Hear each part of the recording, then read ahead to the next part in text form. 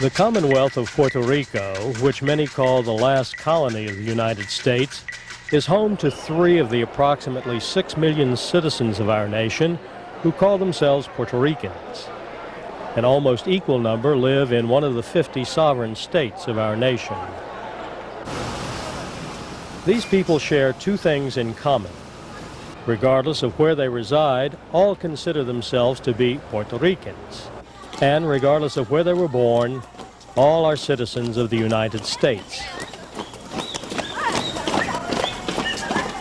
At the end of this time-worn street in Old San Juan, La Fortaleza is the office and residence of Puerto Rico's governor, and one of the oldest seats of government in the New World. It overlooks the point where the Atlantic Ocean becomes the Caribbean Sea, the spot where Christopher Columbus claimed this island for Spain. These fortifications have held off pirates, privateers, and the British and French navies, permitting Spain to hold their most easterly colony in the Americas until the end of the last century. But on May 12, 1898, another fleet bombarded these walls. At dawn, 7 U.S. warships sent volleys into and over the ramparts to begin what, 2 months later, would be the capture and occupation of the island. The Spanish departed, ceding Puerto Rico to the United States, leaving behind their language, institutions, and culture.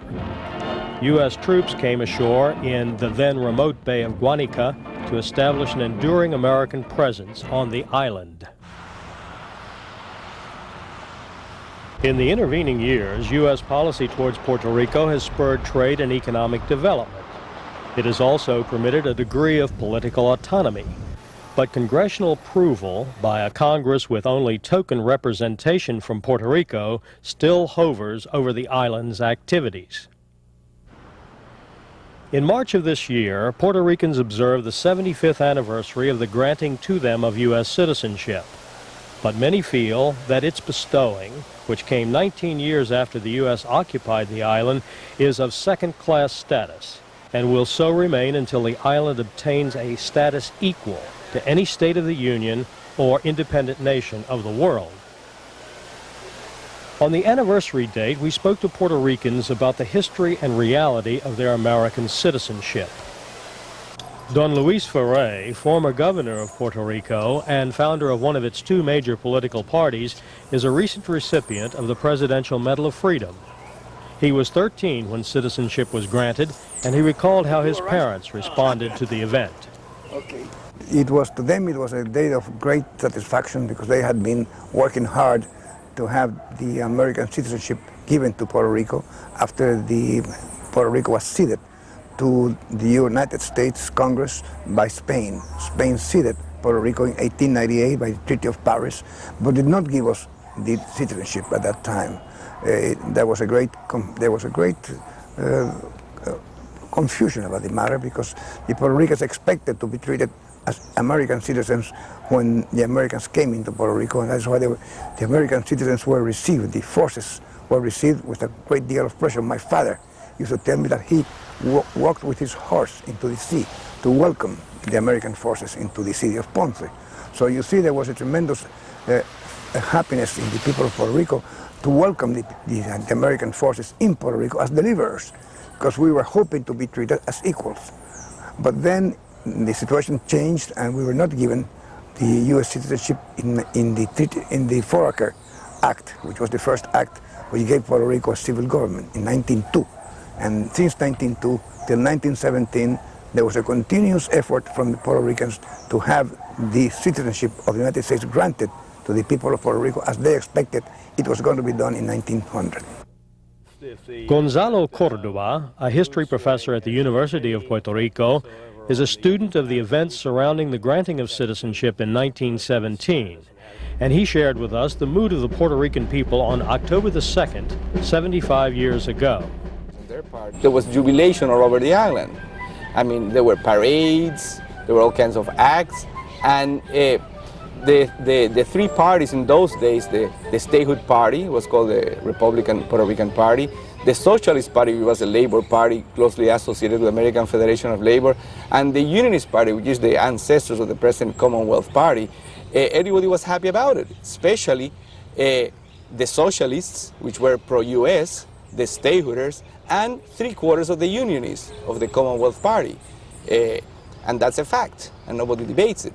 I mean, people might have second thoughts and like to interpret it a different way, but if you look at the historical facts, that's the way it was. If you study the history from 1898 to 1917, all the debates in Puerto Rico, in San Juan, and in Washington dealing with citizenship, many of the arguments, or most of the arguments against granting U.S. citizenship are very similar today against granting statehood. The race problem, the poor island, the different culture, they speak a different language. But in 1917, when they granted U.S. citizenship, they were not questioning anybody what language they spoke. So if they give, the all Puerto Rico citizenship in 1917, U.S. citizenship, and you didn't ask them their language, should you be asking the language now? After all, I mean, you have quotes of Jefferson telling his nephew to learn Spanish, because that's the language of the other old civilization in the New World, and it should be learned and it should be taught. Well, nobody argues with Jefferson today. Right. Today, in spite of continuing disappointments and debates about their political status, most Puerto Ricans cherish their American citizenship. For 75 years, they have responded with loyalty and personal contributions to our national welfare in all fields of human endeavor. March the 2nd, 1992, became a day to celebrate that fact.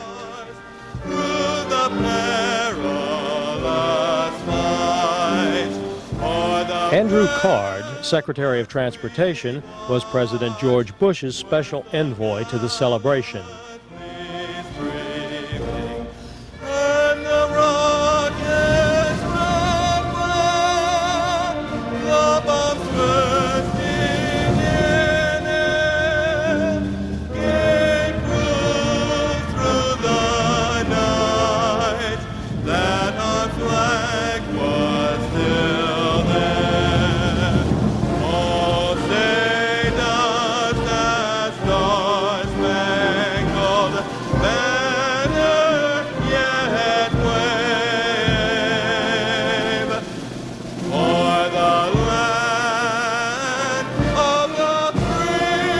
Commemorative events recognize the service and sacrifice of Puerto Rican military men and women in the defense of their country and the flag of the United States of America.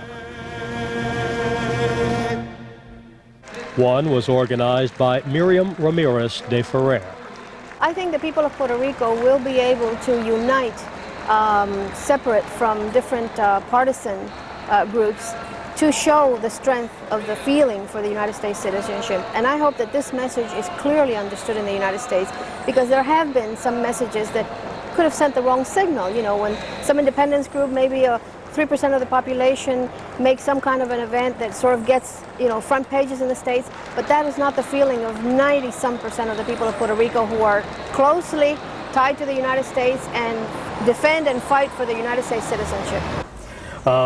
I know that you were recently honored by the American people as a winner of the Medal of Freedom, for which I congratulate you. Thank you.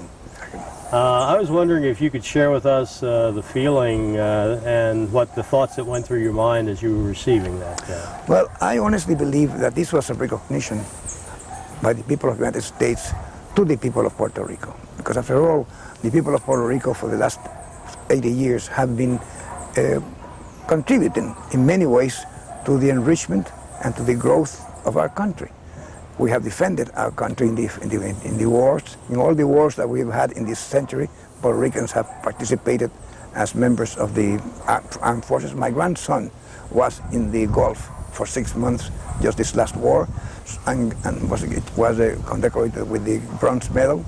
So we feel that the people of Puerto Rico have contributed in that sense, and also in art. Our music has really integrated itself with American music and so on. So Puerto Rico has made a contribution. We have great artists, great actors like Julia. We have great singers in the Metropolitan.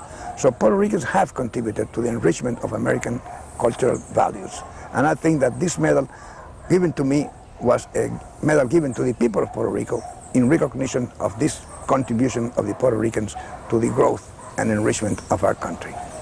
One final question, Don Luis, on this propitious occasion, 75 years of American citizenship for Puerto Ricans. And 88 years of age. And 88 years of age. How do you view your American citizenship personally? Well, personally, I feel that it's a great privilege and a great honor to be a citizen of the greatest republic that we've had in the history of the world. I don't think there could be a better conclusion to an interview than that, sir.